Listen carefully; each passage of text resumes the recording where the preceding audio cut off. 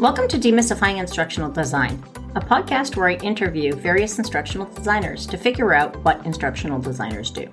I'm Rebecca Hogue, your podcast host. If you enjoyed this podcast, please consider subscribing or leaving a comment on the show notes blog post, and consider helping to support the podcast with a donation to my Patreon account. Welcome, Janet and Darlesa, to Demystifying Instructional Design. This is fun because we're talking to instructional designers that are in very different contexts. And so in this case, I'll ask each of them to introduce themselves to get us started. Why don't you start us off, Janet? Hi, everyone. Thanks so much for having me, Rebecca. I am a learning architect and video producer, working freelance right now, but I have a lot of experience with K-12 and higher education instructional design. Looking forward to talking about that. Hi, everybody. I'm Darlesa Cahoon, and I work for the Port of Seattle at the SCA Airport in Seattle, Washington, or near Seattle, Washington. And so I'm in corporate training, and my focus is actually now, which is a little different than when I talked to you before, Rebecca. It's very focused on customer service learning and performance. And so I do a variety of things around that, including a lot of employee engagement and things. But I have always worked in the corporate learning space. Thank you both. The first question I wanted to ask each of you to just get this conversation started, I figured we would talk a little bit about the different phases of the ADDIE model, for lack of a better choice. And so analysis. In your context, what does analysis look like?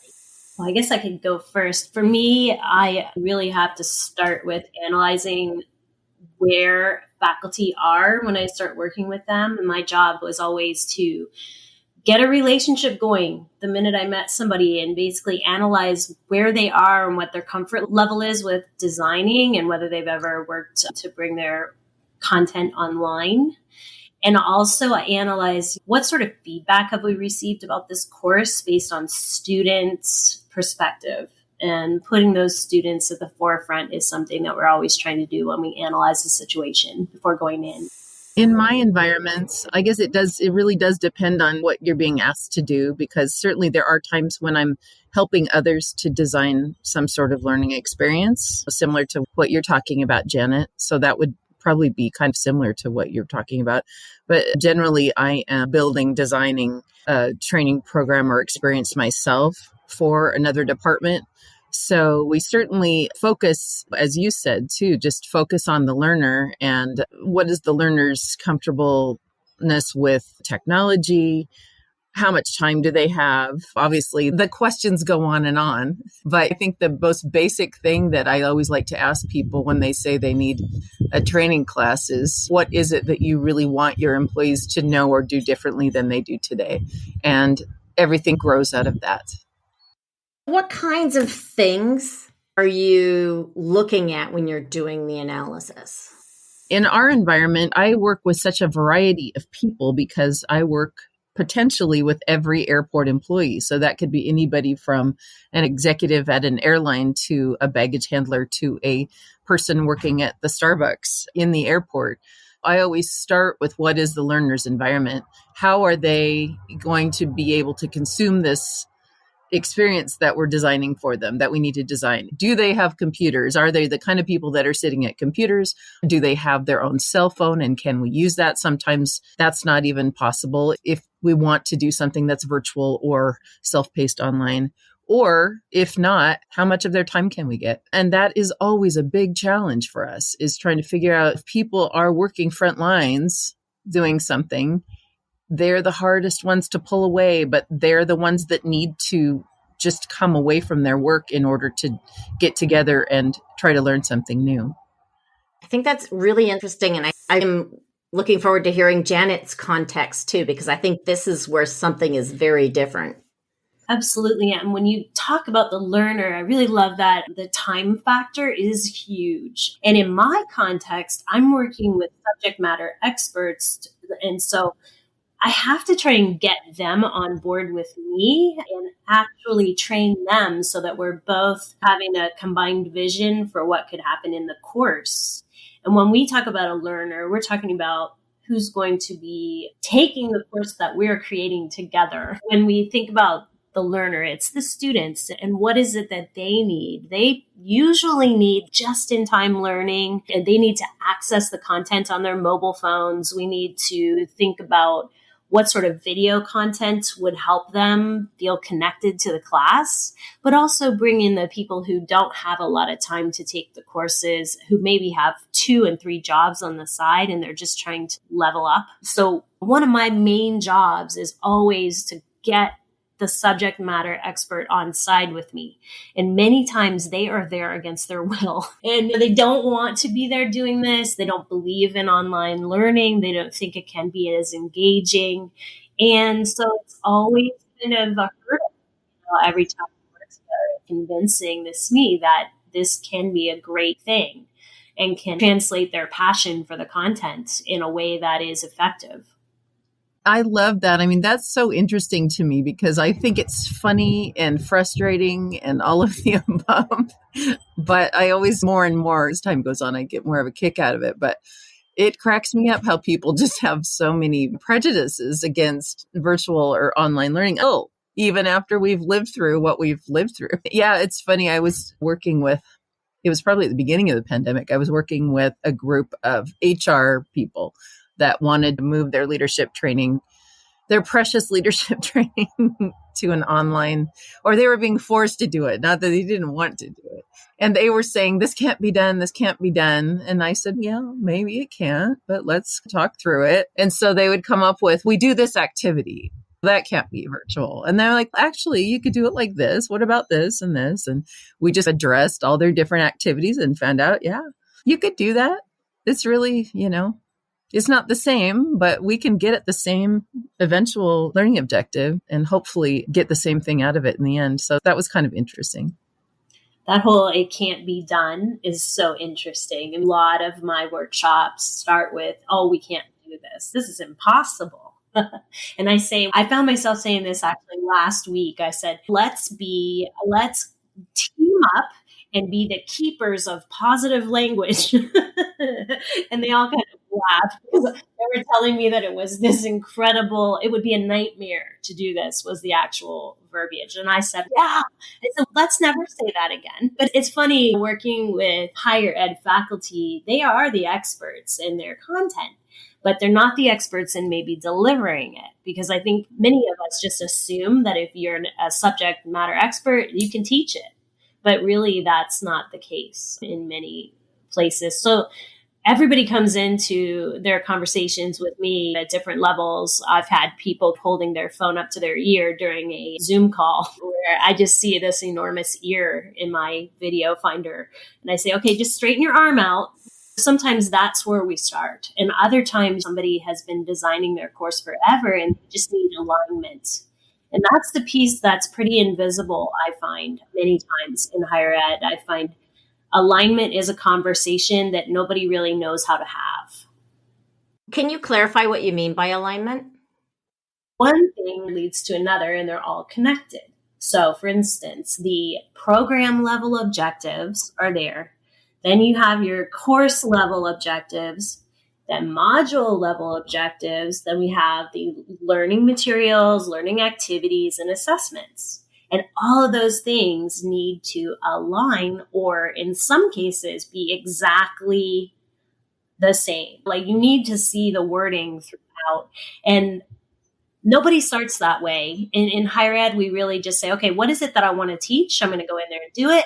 And many times what we're talking about has nothing to do with the course objectives. It's just a funny story, or it's something that everybody related to, but that connecting tissue is missing. I think it's very interesting how we started this conversation talking about how different our environments are, but certainly that whole aspect is very similar in a corporate environment where you need to be aligning your objectives to not only the department objectives and the division objectives and eventually the whole organization's objectives. So I can certainly see that kind of disconnect happening all the time too. And the purpose for it, everybody says, why does this matter? Because students need to actually understand why they're doing what they're doing and how that does relate to objectives in the course and the reason why they're taking it to begin with. I always like to tell people, I don't even know who coined the phrase, but I like to talk about the curse of knowledge. And that's what I tell my airfield people who've been working in airports for 30 years that sometimes I deal with, and they do know everything there is to know about an airport, but they have that curse of knowledge. I say it is impossible for you to remember what it was like before you knew what you knew. And so let me be the beginner and help you figure out how to teach people who are new at this. I love that. I love putting it like that. And how many assumptions people make. Like just, I assume students will have the critical literacy skills to read this content I'm giving them. And that assumption really is a roadblock for embedding learning, I think. And especially at an airport. I have a relative who is a pilot, and he just makes a lot of assumptions about what people know and don't know about an airport and how to get around. Do you find that when you're working with employees? Yeah, one thing I think is interesting is certainly I spend a lot of my time, and this probably doesn't even come into play for you, and a lot of my time recently on marketing my training, trying to get people into my classes. And I think probably motivation is a little bit different in a corporate setting, where you're always trying to figure out how to motivate people to change their behavior. That marketing piece is huge where I am too, because nobody wants to ask for help. And so my team in the college level, like we're here to help, but nobody wants to ask. So we had this idea. We were like, all right, maybe we can make some commercials. So that's what I did. I made these commercials. And the one we did was called Teacher Things. And we used that sitcom, or no, it's not a sitcom. It's like what would you call that? But anyway, series, the Stranger Things as our theme. And basically it was like all these teachers saying, of course I'm going to do a lecture for 55 minutes. And why don't they care? And why are all these questions coming through? And in the end, we were all together going, these are the stranger things that happen in online learning, but we're here to help. And we sent it out as this little experiment just to be funny and silly. And we got more response from that than we ever did from any email blast or any sort of like sign or anything we tried in the past. That commercial made us human to everybody and made them kind of giggle, and they wanted to work with us. And marketing is especially, it's important in our work because teachers, as I said, faculty really, they don't want to ask for help because they're supposed to know everything. I love that. This is interesting because I see it as Darlesa marketing content and Janet marketing people, like marketing the instructional designers themselves. Does that sort of align? Yep. Sure. Sometimes I am in that similar sort of situation, like with the leadership training that I was talking about. That was probably more what you do, Janet, that there are times when I do that, but we have such a small team. I love to help people, but I guess I've kind of gotten over the years a little bit jaded by trying to help people that don't want help. I'm sure you've been in that situation. It's very frustrating. And I feel like now we have a small team. We can't get to everybody. So I'm not going to try to convince anyone.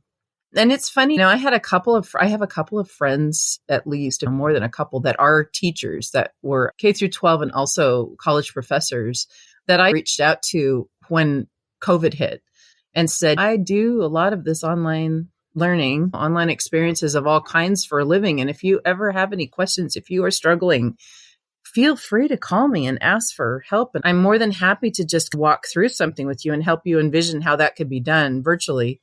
And nope, I did not get any calls. Really? Oh, yeah. I would have called you. I would have called you. I find like in my role, I've had to work. You have to work with these people who don't want to do it. And I had somebody just flat out tell me, he said, I can't even say what he said. It was horrible what he said about students that he wanted. I can't say it. It'll hurt my heart. I looked at him and I was like, all right, fine. He wanted to do quizzes. That's what he wanted. And I had to try and explain to him that quizzes are not always going to get at the learning. Like it's so easy to jeopardize your data. It's so easy to do that. And so I said, okay, I'm going to show you a picture. So I showed him this picture of a girl who was like lying on her side. She had bright blue hair. She had sunglasses on. I said, I'm going to show you this. There's a quiz when I'm done. Ready? So I showed him this picture and I took it away. And I said, okay, you ready for the quiz? He said, yeah. I go, what is the weather in that picture? And he goes, well, it's sunny. I said, okay. Why do you say that? He's, well, she's wearing sunglasses. I said, actually, it's cloudy. And so I showed him the picture again, and you can see a reflection in her sunglasses of clouds. And I said, you failed the quiz. He said, well, that's not fair. I said, exactly. You didn't fail the quiz. I failed it because I didn't tell you what to look for. I didn't frame the quiz. And so when you put a quiz out there, it's so easy for students to fail. But sometimes it's our fault. Putting somebody in a position is what I have to do a lot of the times. I have to almost put somebody in an experience that it can shift their mindset. And that's the thing I do really well. There are things in life I don't do very well, but that is one thing, like coming up with those creative ideas for how to get people to see my point without telling them what my point is. I love that. That's so clever. Thank you. That's what I like to do, but it doesn't work all the time, I'll tell you. There's more to come. Stay tuned for part 2 of my interview with Darlesa and Janet. You've been listening to Demystifying Instructional Design, a podcast where I interview instructional designers about what they do. I'm Rebecca Hogue, your podcast host. Show notes are posted as a blog post on demystifyinginstructionaldesign.com. If you enjoyed this podcast, please subscribe or leave a comment in the show notes blog post.